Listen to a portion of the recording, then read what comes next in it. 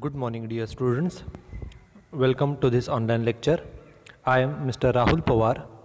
In today's lecture, we are going to start with the new topic of our syllabus. It is taxation of individuals. This topic is a theoretical topic, and in this topic, we are going to study what are the different provisions of Income Tax Act relating to the taxation of individuals. आजचा हा आपला जो नवीन topic आहे याचं नाव आहे taxation of individuals. हा पूर्णपणे theoretical topic आहे आणि या टॉपिकमध्ये आपण इन्कम टॅक्स ॲक्ट 1961 प्रमाणे एखाद्या इंडिव्हिज्युअल व्यक्तीसाठी टॅक्सेशनच्या कोणकोणते नियम आहेत हे आपण या लेक्चरमध्ये पाहणार आहोत, या टॉपिकमध्ये शिकणार आहोत. Okay, so let start with this particular lecture. This is taxation of individual. First, we should know what is the meaning of individual and who are included in the concept of individual. Okay, individual म्हणजे एखादा natural human being. Okay, an individual means a human being which includes male, female, major, minor or a person of unsound mind. Okay, एखादा व्यक्ती individual म्हणजेच काय? An individual means a natural person, एखादा नैसर्गिक व्यक्ती. Okay, which includes male, female, major, minor, even a person of unsound mind. कोणताही व्यक्ती, तो स्त्री असेल, पुरुष असेल, तो लहान असेल किंवा मोठा असेल, किंवा तो जरी वेडसर व्यक्ती जरी असला तरी त्या व्यक्तीला इंडिव्हिज्युअल असं म्हटलं जातं. Okay, the assessment that is taxation of individual. एखाद्या इंडिव्हिज्युअल व्यक्तीचं टॅक्सेशन म्हणजेच असेसमेंट म्हणजे काय? Assessment of individual means computation of his total income for income tax purpose. एखादा व्यक्ती आहे, तो व्यक्ती मेल असेल किंवा फिमेल असेल, तो व्यक्ती मायनर असेल किंवा मेजर असेल. मायनर म्हणजे कोण? A person whose age is less than 18 years is called as a minor person. ज्या व्यक्तीचं वय 18पेक्षा कमी आहे त्याला मायनर असं म्हटलं जातं. And a person whose age is above 80, whose age is more than 18 years is called as a major person. ज्या व्यक्तीचं वय 18पेक्षा जास्त आहे त्याला मेजर पर्सन असं म्हटलं जातं. असा कोणताही व्यक्ती, तो स्त्री असेल, पुरुष असेल, तो व्यक्ती लहान असेल, मोठा असेल, मेजर असेल, मायनर असेल, त्या व्यक्तीचं इन्कम, टोटल इन्कम कॅल्क्युलेट करणे इन्कम टॅक्स पर्पजसाठी त्या व्यक्तीचं टोटल इन्कम कॅल्क्युलेट करणे याला असेसमेंट ऑफ इंडिव्हिज्युअल असं म्हटलं जातं. सो असेसमेंट म्हणजे काय? टॅक्सेशन म्हणजेच काय? Assessment of individual means computation of total income of individual for income tax purpose. Income टॅक्ससाठी त्या इंडिव्हिज्युअल व्यक्तीचं टोटल इन्कम कॅल्क्युलेट करणे याला असेसमेंट ऑफ इंडिव्हिज्युअल्स असं म्हटलं जातं.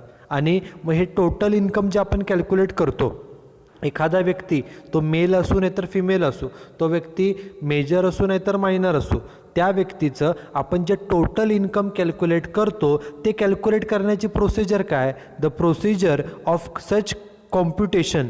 The procedure of such computation means calculation includes the following steps. आता हे इन्कम कशा पद्धतीने कॅल्क्युलेट केलं जातं, त्याच्या स्टेप्स कोणकोणत्या आहेत, ओके, ते आपल्याला दिलेले आहेत. The first step is to ascertain the income of individuals as per the provisions of income tax act under the various heads.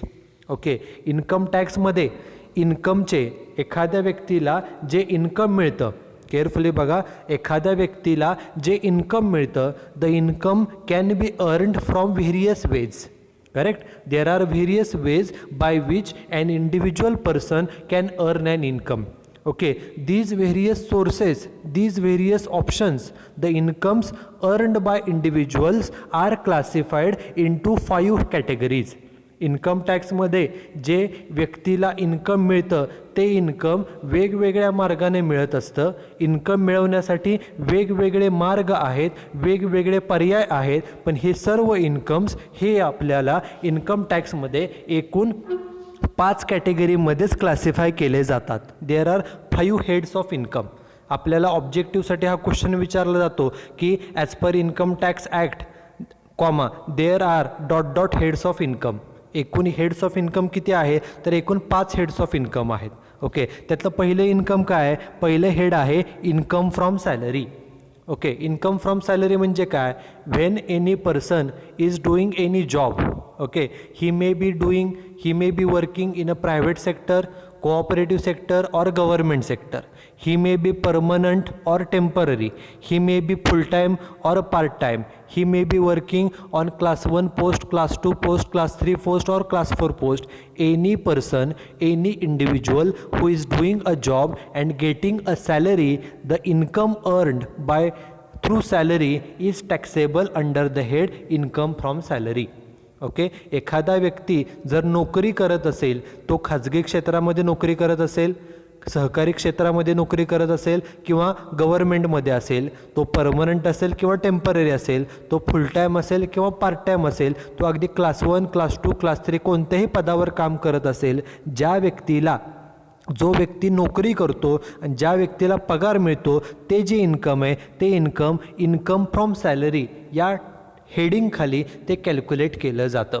त्यामुळे आपली जी पहिली स्टेप आहे, आपण बघतोय की एखाद्या व्यक्तीचं टोटल इन्कम कॅल्क्युलेट करण्याच्या स्टेप्स बघतोय. त्यामध्ये पहिली स्टेप आहे की आपल्याला जे काही इन्कम टॅक्समध्ये 5 हेड्स आहेत, take example, suppose we are calculating the total income of mister Ajay नावाचा व्यक्ती आहे. या व्यक्तीचा आपल्याला टोटल इन्कम कॅल्क्युलेट करायचं आहे. तर त्यातली पहिली स्टेप काय असते? The first step is to calculate the total income, to calculate the income of all heads of income. Income टॅक्समध्ये जे इन्कमचे 5 हेड्स तयार केलेले आहेत, त्या प्रत्येक हेडचे इन्कम कॅल्क्युलेट करायचं.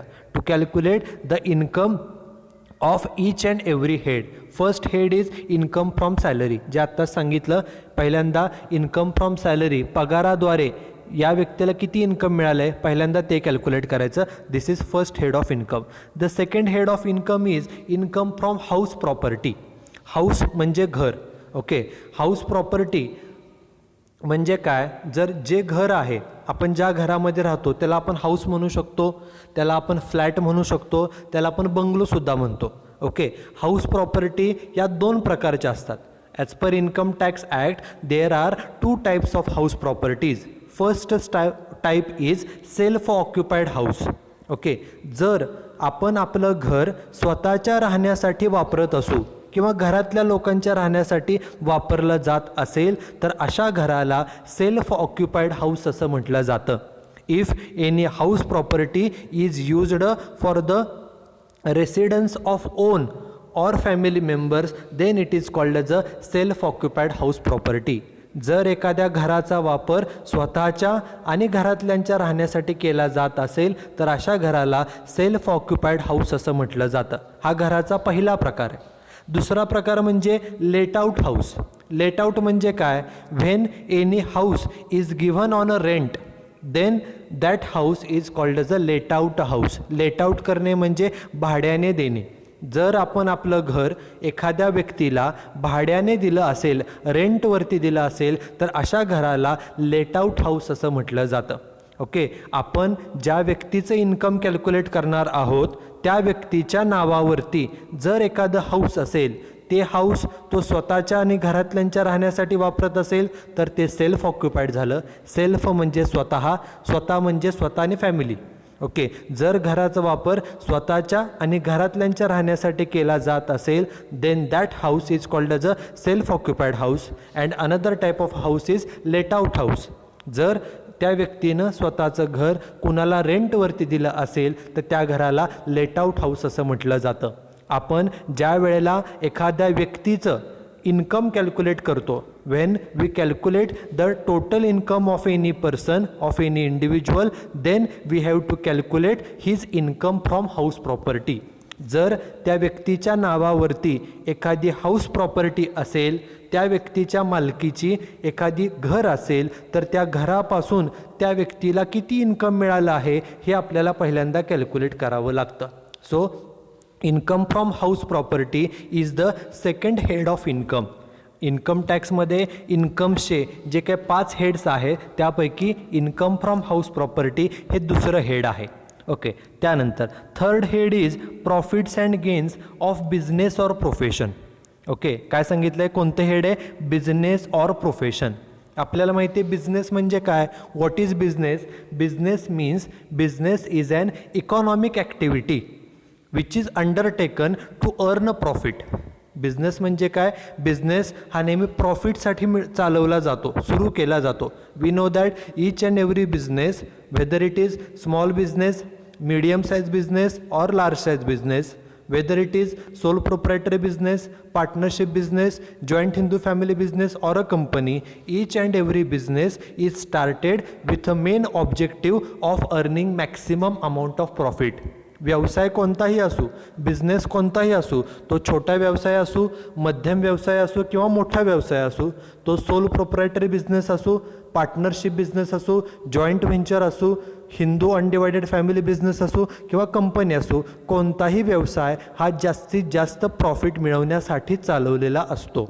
ओके, काही व्यक्ती इन्कम मिळवण्यासाठी, उत्पन्न मिळवण्यासाठी एखादा व्यवसाय करत असतात. मग ज्या व्यक्तीचं आपल्याला इन्कम कॅल्क्युलेट करायचं आहे, आपण इथे एक्झाम्पल घेतलं मिस्टर अजयचं. Okay, suppose we are calculating the total income of mister Ajay, then we have to find out whether he has any business and if yes, जर त्या व्यक्तीचा एखादा बिझनेस असेल तर त्या बिझनेसमधून त्याला किती इन्कम मिळालं आहे हे पहिल्यांदा आपल्याला फाइंड आउट करावं लागतं. जर त्या व्यक्तीचा कोणताही बिझनेस नसेल तर प्रश्न येणार नाही, परंतु जर त्याचा एखादा बिझनेस असेल तर आपल्याला त्या बिझनेसचं इन्कम कॅल्क्युलेट करावं लागतं. ओके, आपलं जे हेडिंग आहे ते आहे profits and gains of business or profession. Business असेल तर बिझनेसचं इन्कम कॅल्क्युलेट करा, पण जर सपोज तो प्रोफेशनल व्यक्ती असेल, बिझनेसबरोबर काही वेळेला काही जण प्रोफेशनल असतात. Take simple example of a doctor, advocate, chartered accountant, architect, etcetera etcetera. These are the examples of different professional peoples. आता प्रोफेशनलमध्ये आणि बाकीच्या व्यक्तींमध्ये काही फरक असतो. Okay, these professional peoples have specialized degree, specialized knowledge and skill for doing these particular jobs. Take simple example of a doctor. आपण जर एखाद्या डॉक्टरांचं उदाहरण पाहिलं तर डॉक्टर म्हणून काम करण्यासाठी त्यांच्याकडे आवश्यक असणारी शैक्षणिक पात्रता असते. मग ते उदाहरणार्थ BAMS असतील, MBBS असतील किंवा MD असतील, त्यांच्याकडे शैक्षणिक पात्रता असते. हा पहिला मुद्दा. दुसरा म्हणजे डॉक्टर म्हणून काम करण्यासाठी जे स्किल लागतं, प्रॅक्टिस लागते, एक्सपिरियन्स लागतो, तो सुद्धा त्यांना दिला गेलेला असतो आणि नंतरच ते डॉक्टर म्हणून काम करू शकतात.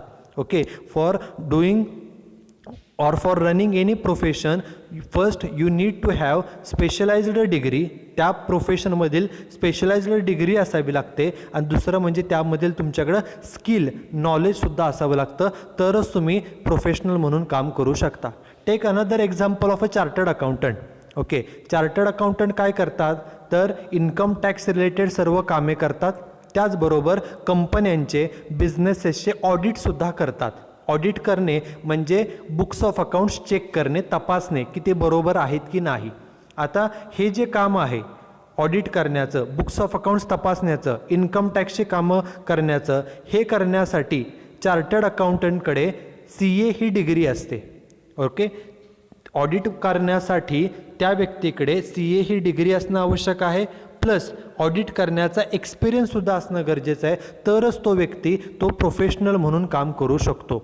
ओके, म्हणजेच काय, एखाद्या प्रोफेशनल होण्यासाठी त्या व्यक्तीकडे स्पेशलाइज्ड डिग्री पाहिजे, हा पहिलं रिक्वायरमेंट असते. अँड सेकंड म्हणजे त्या प्रोफेशनशी रिलेटेड प्रॅक्टिकल एक्सपिरियन्स देखील असावा लागतो, तरच तो व्यक्ती प्रोफेशनल म्हणून काम करू शकतो.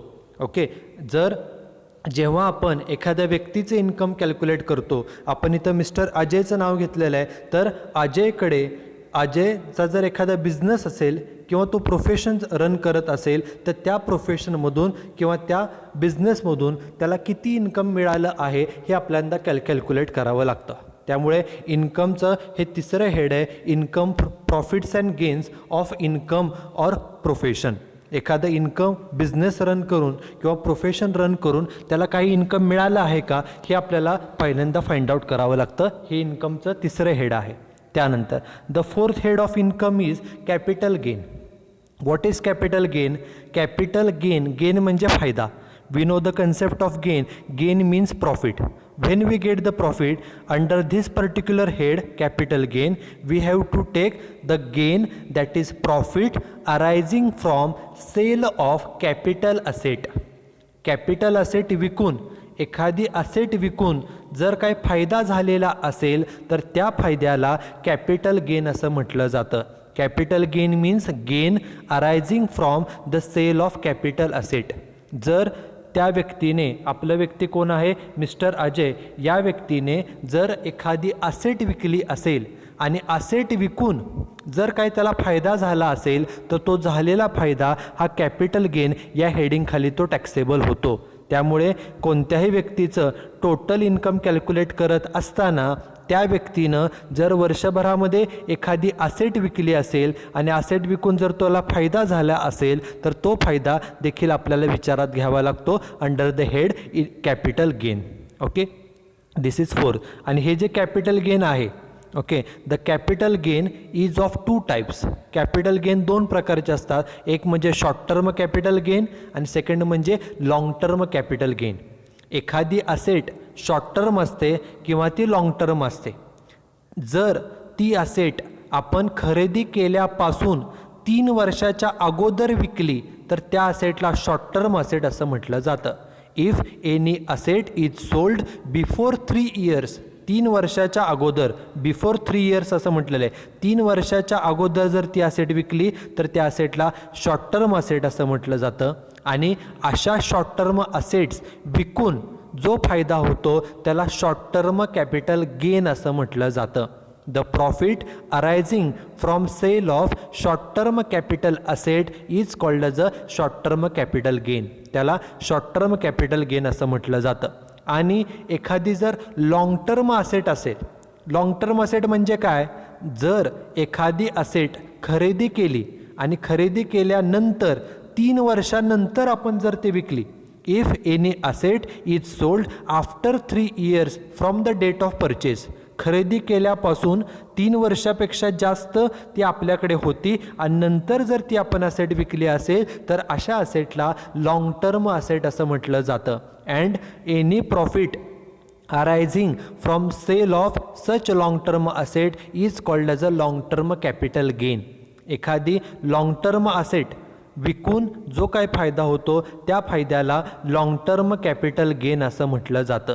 त्यामुळे आपण ज्या व्यक्तीचं टोटल इन्कम कॅल्क्युलेट करणार आहोत ते इन्कम कॅल्क्युलेट करत असताना त्या व्यक्तीने एखादी असेट विकली आहे का, ती असेट विकून त्याला फायदा झाला आहे का हे आपल्याला पाहावं लागतं. जर कोणतीच असेट विकली नसेल, फायदा झाला नसेल तर कॅपिटल गेन हा 0 येईल. परंतु जर त्या व्यक्तीनं एखादी असेट विकली असेल आणि फायदा झाला असेल तर आपल्याला पहिल्यांदा पाहावं लागतं की तो प्रॉफिट, तो गेन शॉर्ट टर्म आहे का तो गेन लाँग टर्म आहे, त्याप्रमाणे आपल्याला ते कॅल्क्युलेशन हे करावं लागतं. So the 4th head of income is capital gain. इन्कमचं हे 4थं हेड आहे कॅपिटल गेन. त्यानंतर the last head of income is income from other sources. Other म्हणजे इतर. ओके, ह्या हेडमध्ये कोणते इन्कम्स येतात, all those incomes which are not covered in first 4 heads. जे इन्कम्स पहिल्या 4 हेड्समध्ये येऊ शकत नाहीत असे सर्व इन्कम्स हे other sources, income from other sources या हेडिंगखाली ते टॅक्सेबल होतात. Okay, all those incomes which are not covered which cannot be included in the first 4 heads. Salary हे पहिलं हेड आहे, हाऊस प्रॉपर्टी दुसरं हेड आहे, बिझनेस प्रोफेशन तिसरं हेड आहे आणि 4थं कॅपिटल गेन हे हेड आहे. या हेडमध्ये जे इन्कम्स येऊ शकत नाहीत असे सर्व इन्कम्स हे इन्कम फ्रॉम अदर सोर्सेस, इतर इन्कम म्हणून ते इन्क्लूड केले जातात. आपल्याला ज्या व्यक्तीचं इन्कम कॅल्क्युलेट करायचं आहे, बघा आपण प्रिव्हियस स्लाईडमध्ये पाहिलेलं होतं की एखाद्या व्यक्तीचं असेसमेंट म्हणजे काय, असेसमेंट ऑफ इंडिव्हिज्युअल. एखाद्या व्यक्तीचं असेसमेंट करणे म्हणजे काय, means computation of total income of individual.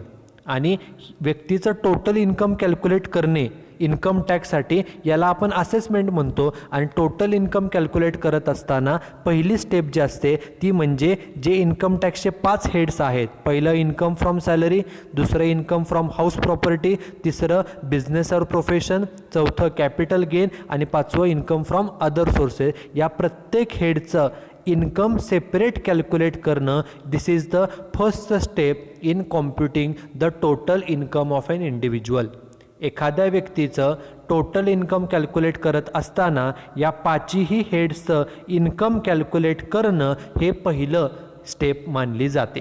आणि ही इन्कम्स कॅल्क्युलेट करत असताना हे जे 5 हेड्स आहेत, salary, house property, business profession, capital gain आणि अदर सोर्सेस, या प्रत्येक हेडचं इन्कम कॅल्क्युलेट करत असताना पहिल्यांदा सर्वात महत्त्वाचं आपल्याला त्या व्यक्तीचं रेसिडेन्शियल स्टेटस चेक करावं लागतं. The residential status of individual should be taken into consideration while computing incomes under various heads. हे इन्कम कॅल्क्युलेट करण्याच्या अगोदर सुरुवातीला आपल्याला त्या व्यक्तीचं, ज्या व्यक्तीचं आपण इन्कम कॅल्क्युलेट करणार आहोत त्या व्यक्तीचं रेसिडेन्शियल स्टेटस चेक करावं लागतं की तो व्यक्ती रेसिडेंट आहे का नॉन रेसिडेंट आहे. रेसिडेंट असेल तर ऑर्डिनरी आहे का नॉट ऑर्डिनरी आहे हे आपल्याला चेक करावं लागतं आणि नंतरच आपण हे इन्कम प्रत्येक हेडचं कॅल्क्युलेट करू शकतो. आता एखाद्या व्यक्तीचं, एखादा इंडिव्हिज्युअल व्यक्ती आहे, तो मेल असेल फिमेल असेल, तो मेजर असेल मायनर असेल, त्याचं रेसिडेन्शियल स्टेटस कसं चेक केलं जातं हे आपण नेक्स्ट लेक्चरमध्ये पाहणारच आहोत. त्यामुळे ही जी पहिली स्टेप आहे, the first step is to calculate the head wise income from all sources. प्रत्येक जे हेड्स आहेत त्याचं इन्कम कॅल्क्युलेट करणं सेपरेटली ही पहिली स्टेप आहे. This is first step. After that second step काय, टोटल इन्कम कॅल्क्युलेट करण्याची सेकंड स्टेप असते ती म्हणजे the proper effect should be given to unabsorbed losses brought from the previous years. Okay, हा क्वेश्चन नॉर्मली कुठे येतो, जर एखादा बिझनेस असेल किंवा कॅपिटल गेन किंवा हाऊस प्रॉपर्टी, इथं मात्र लॉसेस असू शकतात. जर एखाद्या व्यक्तीचं आपण इन्कम कॅल्क्युलेट करत असू आणि पाठीमागच्या वर्षी जर त्या व्यक्तीला काही लॉस झाला असेल, सपोज बिझनेसमध्ये लॉस झालेला आहे किंवा ॲसेट विकून जसा ॲसेट विकून फायदा होतो तसा ॲसेट विकून काही वेळेला तोटासुद्धा होऊ शकतो. कॅपिटल गेन जसं असतं तसं कॅपिटल लॉससुद्धा असू शकतो. तर तो लॉस ॲडजस्ट करण्यासाठी पुढचे काही वर्ष तो कॅरी फॉरवर्ड केला जातो. त्याला म्हटलं जातं carry forward of losses. Okay, मग बिझनेसचा लॉस असेल किंवा ॲसेट विकून झालेला लॉस असेल, these losses are carry forward to the next years. ते पुढचे काही वर्ष हे कॅरी फॉरवर्ड केले जातात. आपण ज्या वेळेला चालू वर्षाचं करंट इयरचं इन्कम कॅल्क्युलेट करत असतो, ज्या वेळेला आपल्याला एखाद्या व्यक्तीचं टोटल इन्कम कॅल्क्युलेट करायचं असतं, त्यावेळेला पाठीमागच्या वर्षाचा प्रिव्हियस इयरचा काही अनॲब्सॉर्ब्ड लॉस आहे का जो ह्या वर्षी आलेला आहे याचासुद्धा आपल्याला विचार करावा लागतो आणि त्याचा प्रॉपर इफेक्ट हा द्यावा लागतो. म्हणजे काय करायचं, सपोज पाठीमागच्या वर्षी बिझनेसचा लॉस सपोज 20,000 असेल, हा लॉस आहे 20,000, हा मायनस आहे, लॉस आहे. आणि चालू वर्षी जर आपल्याला प्रॉफिट झाला असेल 1,80,000 रुपये, हा प्रॉफिट आहे. तर जो पाठीमागच्या वर्षाचा लॉस आहे तो पुढच्या वर्षी कॅरी फॉरवर्ड करून या प्रॉफिटमधून तो ॲडजस्ट केला जातो. So while computing the total income of any individual we have to consider the unabsorbed loss if any which are brought from the previous year. पाठीमागच्या काही वर्षांचे जर काही लॉसेस असतील जे ॲडजस्ट करायचे राहिलेले आहेत त्याचासुद्धा विचार आपल्याला करावा लागतो आणि नंतरच चालू वर्षाचं इन्कम हे कॅल्क्युलेट केलं जातं. So the second step is to give effect of unabsorbed losses of previous years if any. असतील तर, जर काही पाठीमागचे लॉसेस असतील जे कॅरी फॉरवर्ड या वर्षी आलेले आहेत तर त्या लॉसचा प्रॉपर इफेक्ट करणे हा सेकंड स्टेप आहे. This is the second step. Then the third step is to calculate the gross total income. Okay, gross total income कसं कॅल्क्युलेट केलं जातं, the gross total income should be calculated by adding the income of individual from all the heads. म्हणजेच काय बघा, हे जे heads आहेत, first head आहे इन्कम फ्रॉम सॅलरी, याचे इन्कम कॅल्क्युलेट करा. सेकंड हेड आहे इन्कम फ्रॉम हाऊस प्रॉपर्टी, ते इन्कम घ्या. थर्ड बिझनेस अँड प्रोफेशन, ते हेड घ्या. आणि फोर्थ हेड आहे कॅपिटल गेन, ते इन्कम घ्या. And last head is other sources. आता ज्या व्यक्तीचं आपण इन्कम कॅल्क्युलेट करत आहोत त्या व्यक्तीला काय 5 हेड्समधून इन्कम मिळत असेलच असं नाही. जे इन्कम आहे ते इन्कम घ्यायचं. सपोज एखादी इन्कम नसेल, उदाहरणार्थ सपोज कॅपिटल गेन काहीच नाही आहे, कोणतीच असेट विकलेली नाही आहे, तर तिथं नील असं आपण घेऊ शकतो. बरोबर, एखादं इन्कम असेल तर कॅल्क्युलेट करायचं, नसेल तर तिथं नील किंवा डॅश येऊ शकतो. आणि हे जे 5 हेड्स आहेत, या 5 हेडचं इन्कम कॅल्क्युलेट केल्यानंतर ह्या सर्वांची बेरीज केली जाते आणि जी एकूण बेरीज येईल त्या बेरजेला ग्रॉस टोटल इन्कम असं म्हटलं जातं. So calculating the gross total income is the third step in computation of total income. Okay, gross total income calculate करणे ही तिसरी स्टेप आहे. त्यानंतर नेक्स्ट स्टेप काय, fourth step is the deductions from chapter 6A. Gross total income calculate केल्यानंतर त्या gross total इन्कममधून काही deductions दिल्या जातात.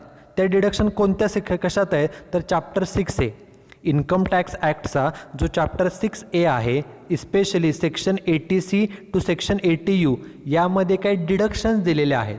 मग फॉर एक्झाम्पल सेक्शन 80C इन्व्हेस्टमेंटच्या डिडक्शन्स आहेत. सेक्शन 80D मेडिकल इन्शुरन्सचे डिडक्शन आहे. सेक्शन 80G डोनेशन्सच्या डिडक्शन्स आहेत. ओके, डिडक्शनचा मराठी अर्थ होतो वजावट. डिडक्शनचा मराठी अर्थ काय होतो, तो होतो वजावट. म्हणजे काय, जे काय एखाद्या व्यक्तीचं ग्रॉस टोटल इन्कम आपण कॅल्क्युलेट केलेलं आहे, बघा जे आपण ग्रॉस टोटल इन्कम कॅल्क्युलेट केलेलं आहे त्या ग्रॉस टोटल इन्कममधून जर त्या व्यक्तीनं काही इन्व्हेस्टमेंट केली, काही गुंतवणूक केली, काही डोनेशन्स दिले, ओके, तर काही त्याला डिडक्शन्स मिळतात. आणि या डिडक्शन या चॅप्टर 6A आहेत.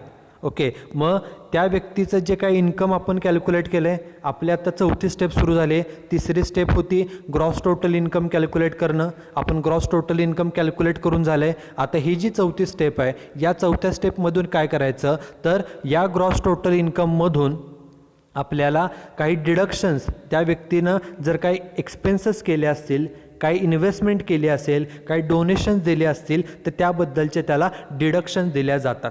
मग चौथी स्टेप आपली असते ती म्हणजे to compute the deductions of chapter 6A under section 80C to 80U. हे कॅल्क्युलेट करणं आपली चौथी स्टेप आहे. बघा, deductions if any should be claimed from gross total income. The balance represents total taxable income. म्हणजे काय, सपोज एखाद्या व्यक्तीचं ग्रॉस टोटल इन्कम 7 लाख रुपये आहे. आपण ग्रॉस टोटल इन्कम कॅल्क्युलेट केलं, ही तिसरी स्टेप झाली. आता चौथी स्टेप काय, या ग्रॉस टोटल इन्कममधून जर काय आपण इन्व्हेस्टमेंट केली असेल, डोनेशन्स दिले असतील, काय खर्च केले असतील, तर त्याची डिडक्शन आपल्याला ह्या ग्रॉस टोटल इन्कममधून डिडक्शन मिळते. सपोज 7 लाखापैकी त्या व्यक्तीनं 1 लाखाची इन्व्हेस्टमेंट केलेली आहे, त्यामुळे ह्या 1 लाखाची त्याला डिडक्शन मिळेल, वजावट मिळेल. 7 लाखातून 1 लाख गेले, शिल्लक रक्कम किती राहिली 6 लाख रुपये. त्या 6 लाखाला म्हणतात टॅक्सेबल इन्कम. हे जे इन्कम शिल्लक राहिलं after deductions, gross total income 7 lakh होतं, त्यातून डिडक्शन वजा करून जे इन्कम शिल्लक राहतं त्याला म्हणतात total taxable income of individual. त्यामुळं ग्रॉस टोटल इन्कम कॅल्क्युलेट केल्यानंतर त्या ग्रॉस टोटल इन्कममधून डिडक्शन्स वजा केल्या जातात आणि डिडक्शन्स वजा करून जे इन्कम शिल्लक राहतं it is called as a total taxable income of individual.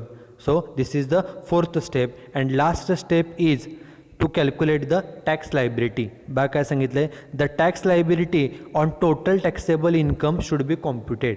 आपलं इन्कम आत्ता उदाहरण काय घेतलेलं, टॅक्सेबल इन्कम किती राहिलेलं 6 लाख रुपये. मग हे जे टॅक्सेबल इन्कम आहे या इन्कमवरती आपले जे काय स्लॅब रेट्स आहेत, व्यक्तीचं वय किती आहे, एज किती आहे, त्यानुसार स्लॅब रेट्स असतात.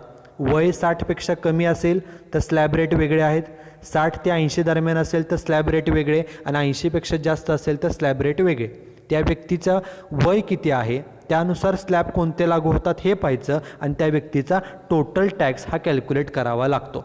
आणि तो कॅल्क्युलेट करत असताना आपल्याला त्यानं रिबेट त्याला काय मिळणार आहे का, रिबेट म्हणजे सूट.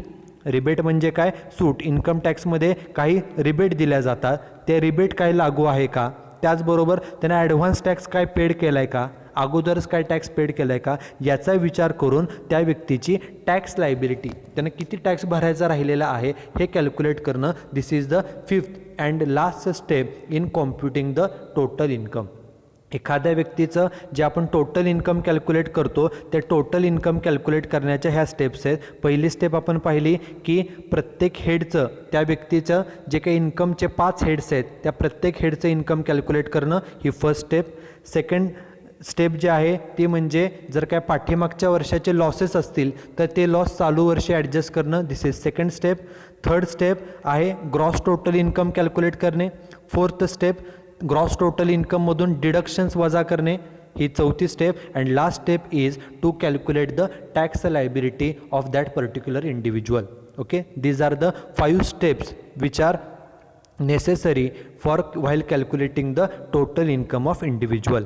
आता हे टोटल इन्कम कॅल्क्युलेट करत असताना while calculating the total income of any individual we have to remember certain points. बघा, while computing the total income of an individual the following point should be remembered.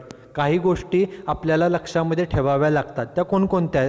पहिलं म्हणजे income as a member of HUF. आपण ज्या व्यक्तीचं income calculate करतो आहे, आपण उदाहरण मागाशी घेतलं की suppose we are calculating the income of mister Ajay. आपण जर सपोज मिस्टर अजय नावाच्या व्यक्तीचे इन्कम कॅल्क्युलेट करत असू, ते इन्कम आपण प्रत्येक ह्या सिक्वेन्सप्रमाणे ह्या स्टेप्स वापरून त्या व्यक्तीचं सर्व इन्कम आपण कॅल्क्युलेट केले. पण हे इन्कम कॅल्क्युलेट करताना काय गोष्ट लक्षात ठेवायची, जर समजा ह्या अजयला, ज्या व्यक्तीचं आपण इन्कम कॅल्क्युलेट करतो आहे, या अजयला suppose Ajay has received a share as a member of HUF. Okay, हा जो कोण अजय नावाचा व्यक्ती आहे, या व्यक्तीचा आपण इन्कम कॅल्क्युलेट करतो आहे. या अजयला, हा जर व्यक्ती, हा अजय नावाचा व्यक्ती एखाद्या HUFचा, हिंदू अनडिवायडेड फॅमिलीचा मेंबर असेल. ओके, आणि मेंबर म्हणून जर त्याला काही इन्कम मिळालं असेल, हिस्सा मिळाला असेल, प्रॉफिटमधील काही भाग मिळाला असेल, तर तो जो प्रॉफिट अजयला मिळाला आहे, काय मिळालं आहे अजयला profit? Ajay is a member of HUF and being a member he has received his share of profit from HUF. HUFचा मेंबर असल्यामुळे त्याला प्रॉफिटमधील काही हिस्सा मिळाला आहे. सपोज त्याला HUFचा प्रॉफिट 5 लाख रुपये होता उदाहरणार्थ, आणि या 5 लाखापैकी त्याला 50,000 रुपये हिस्सा मिळाला. उदाहरणार्थ सांगतोय, त्याला 50,000 रुपये HUFकडून मिळाले as a partner, as a member of HUF. आता हे जे 50,000 रुपये मिळाले आहेत, हे पैशावरती अजयनं टॅक्स पेड करायचा की पेड करायचा नाही? तर त्यासाठी नियम काय बघा, तिथं पुढं सांगितलं आहे की एखाद्या पार्टनरला, एखाद्या मेंबरला HUFकडून जे पैसे मिळतात, जे प्रॉफिटचा हिस्सा मिळतो, त्या इन्कमवरती काय सांगितलं बघा, it is exempt from tax. त्यावरती टॅक्स पेड करावा लागत नाही. कुणाला पेड करावा लागत नाही? ज्याला पैसे मिळालेत, अजयला पैसे मिळालेत, अजयला त्या 50,000वरती टॅक्स पेड करावे लागत नाही. कारण की it is because HUF pays the tax on the total profit earned by it. Okay, HUFला जो काय प्रॉफिट झालेला असतो 5 लाख, आपण मगाशी असं अझ्युम केलं की HUF has earned a profit of ₹5 lakh. ह्या 5 लाखावरती, नेट प्रॉफिटवरती ऑलरेडी HUF बिझनेसने ऑलरेडी टॅक्स पेड केलेला असतोच या 5 लाखावरती. आणि टॅक्स पेड करून जो काय प्रॉफिट शिल्लक राहिलेला असतो, तोच प्रॉफिट ह्या सर्व मेंबर्समध्ये डिस्ट्रीब्यूट केलेला जातो. बरोबर? त्यामुळे प्रत्येक पार्टनरला, प्रत्येक मेंबरला जे काय 50,000, 40,000, 60,000 मिळाले असतील, त्या प्रॉफिटवरती या मेंबर्सनी कोणताही टॅक्स पेड करायचा नसतो. It is because already the HUF has paid the tax on the total profit of HUF. जो काय प्रॉफिट होता, टोटल प्रॉफिट होता HUFचा 5 लाख रुपये, त्या 5 लाखावरती ऑलरेडी टॅक्स पेड केलेला असतो. त्यामुळे पुन्हा त्या जो काही हिस्सा मिळालेला आहे 30,000, 40,000, 50,000 या अजयला, मेंबरला, त्यावरती कोणताही टॅक्स पेड करावा लागत नाही. त्यामुळे आपण ज्या व्यक्तीचं इन्कम कॅल्क्युलेट करत आहोत, तो व्यक्ती जर HUFचा मेंबर असेल आणि मेंबर म्हणून जर त्याला काही प्रॉफिट मिळाला असेल, हिस्सा मिळाला असेल, तर तो टॅक्समध्ये येत नाही, त्याला एक्झम्प्ट आहे, एक्झम्प्ट फ्रॉम टॅक्स. त्यावरती टॅक्स पेड करावा लागत नाही. ही पहिली गोष्ट लक्षात ठेवावी लागते. This is first. Second point is income received as a partner of partnership firm. आत्ताचंच एक्झाम्पल आपण असं ॲझ्युम केलं होतं की अजय हा HUFचा पार्टनर आहे, मेंबर आहे. तसंच सपोज आपण दुसरं उदाहरण घेऊया की अजय हा व्यक्ती आहे, त्याचा आपण इन्कम सर्व कॅल्क्युलेट करतोय. तो व्यक्ती जर एखाद्या पार्टनरशिप फर्मचा मेंबर असेल, okay, we know that at the end of the year on 31 March every partnership firm calculates its net profit. Okay, net profit calculate केला जातो आणि जो काय नेट प्रॉफिट झालेला आहे त्यावरती पहिल्यांदा गव्हर्नमेंटला टॅक्स पेड करावा लागतो. सपोज मगाचंच उदाहरण, नेट प्रॉफिट आहे 5 लाख रुपये आणि 5 लाखावरती टॅक्स पेड करायचे 20%. फॉर एक्झाम्पल, म्हणजे 5 लाखाचे 20% म्हणजे 1 लाख टॅक्स पेड करावा लागेल, बरोबर. मग 5 लाख रुपये नेट प्रॉफिट होता, त्यापैकी 1 लाख रुपये टॅक्स पेड केला. 5 लाखापैकी 1 लाख रुपये टॅक्स म्हणून गेले, शिल्लक किती राहिले सांगा? शिल्लक राहिले 4 लाख रुपये. This remaining profit of ₹4 lakh is distributed among all the partners as per their profit sharing ratio. जो काही शिल्लक नेट प्रॉफिट आहे 4 लाख रुपये, तो सर्व पार्टनर्समध्ये जो काही प्रॉफिट शेअरिंग रेशो असेल त्याप्रमाणे तो वाटला जातो. आणि मग या 4 लाखापैकी आपला जो कोण व्यक्ती आहे मिस्टर अजय नावाचा, त्या अजयला सपोज एक 60,000 रुपये मिळाले. ओके, हे 60,000 कशातले मिळाले आहेत? तर पार्टनरशिपचा जो प्रॉफिट आहे त्यामधून जर पैसे मिळाले असतील तर किती रुपये मिळालेत आपल्या अजयला? 60,000 रुपये मिळाले. या 60,000वरती सुद्धा टॅक्स पेड करावा लागत नाही, कारण की हे 60,000 रुपये नेट प्रॉफिटमधलेच आहेत, बरोबर. पार्टनरशिपच्या नेट प्रॉफिट, आणि पार्टनरशिपचा जो काही नेट प्रॉफिट होता त्यावर ऑलरेडी 1 लाख रुपये टॅक्स पेड करून झालेला आहे.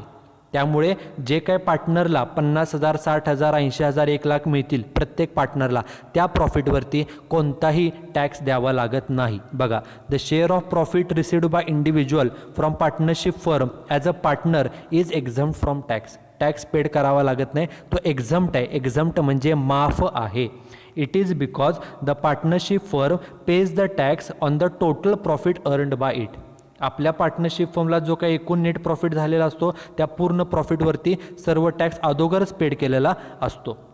त्यामुळे जो काही प्रॉफिटमधला हिस्सा मिळेल त्यावरती त्या पार्टनरने कोणताही टॅक्स द्यायचा नसतो. परंतु त्याला एक एक्सेप्शन काय बघा, however the remuneration received by individual, त्या पार्टनरला जर काय पार्टनरशिप फर्मकडून रेम्युनरेशन मिळालं असेल in the form of salary, bonus किंवा कमिशन, ओके, पार्टनरला पार्टनर म्हणून हिस्सा जो मिळेल वर्षाच्या शेवटी त्या प्रॉफिटवरती त्या पार्टनरने टॅक्स द्यायचा नाही. परंतु त्याच पार्टनरला जर पार्टनरशिप फर्मकडून पगार मिळाला असेल, बोनस मिळाला असेल, कमिशन मिळालं असेल, त्याच्यावर मात्र त्या पार्टनरनं टॅक्स पेड करायचा असतो. It is taxable. ओके, जो हिस्सा मिळेल त्याच्यावर टॅक्स पेड करायचा नाही कारण तो एक्झम्प्टेड आहे, ऑलरेडी टॅक्स पेड करून झालेला आहे पार्टनरशिप फर्मने. परंतु जर त्या पार्टनरशिप फर्मकडून काही पगार मिळत असेल, कमिशन मिळत असेल, बोनस मिळत असेल तर तो मात्र टॅक्सेबल आहे. Okay, this is second important point. Then third important point is income received as a member of AOP, association of person. Okay, बघा, a share of profit received by individual as a member of AOP is taxable if total income of AOP is not liable to tax. AOP म्हणजे काय? Association of person. काही लोक एकत्र येतात आणि एखादा business करतात, बिझनेसमधून प्रॉफिट मिळवतात. त्या प्रॉफिट जो काय झालेला आहे तो प्रॉफिट हा सर्व पार्टनरमध्ये डिस्ट्रीब्यूट केला जातो. आता त्या AOPचा, असोसिएशन ऑफ पर्सन्सचा जो काय प्रॉफिट झालेला आहे त्या प्रॉफिटवरती जर टॅक्स पेड केला नसेल तर मात्र प्रत्येक पार्टनरला जो काय प्रॉफिटमधला हिस्सा मिळाला आहे त्याच्यावरती टॅक्स द्यावा लागेल. पण कधी? जर AOPनं टॅक्स पेड केला नसेल तर. बिझनेसनं जर टॅक्स पेड केला नसेल तर मात्र जे मेंबर्स आहेत त्या AOPचे त्यांना जे काही हिस्सा मिळालेला आहे त्याच्यावरती टॅक्स पेड करावा लागतो. तेवढी रक्कम ही टॅक्सेबल आहे. This is third point. Fourth point is dividend received from domestic company. जी कंपनी डोमेस्टिक आहे, डोमेस्टिक म्हणजे इंडियन कंपनी. कोणत्या कंपनीला इंडियन कंपनी म्हटलं जातं?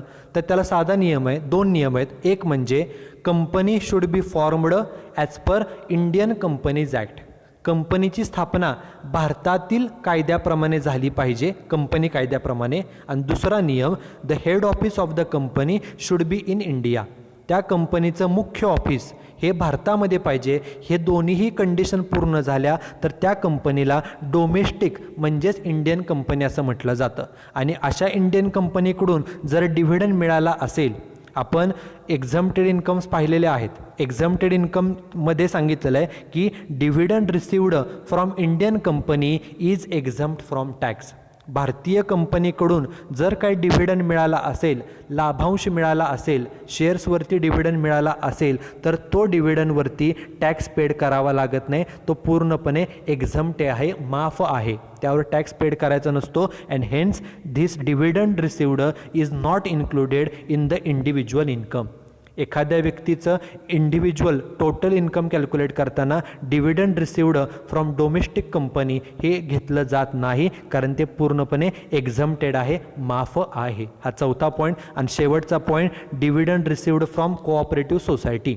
एखाद्या सहकारी संस्थेकडून, सहकारी संस्थेचे मध्ये जर आपले शेअर्स असतील आणि त्यांच्याकडून काही डिव्हिडंड मिळाला असेल तर ते मात्र टॅक्सेबल आहे. आणि टॅक्सेबल असल्यामुळं it is included in the individual income of a member. ज्या व्यक्तीचं आपण इन्कम कॅल्क्युलेट करत आहोत त्या व्यक्तीच्या इन्कममध्ये हे डिव्हिडंड इन्कम हे इन्क्लूड केलं जातं, कारण ते पूर्णपणे हे टॅक्सेबल आहे. ते कुणाकडून मिळाले? Cooperative सोसायटीकडून. Dividend received from cooperative society is taxable and hence it is included in computing the individual income of a person. Okay, so these are the 5 important points which should be remembered while computing the total income of any person.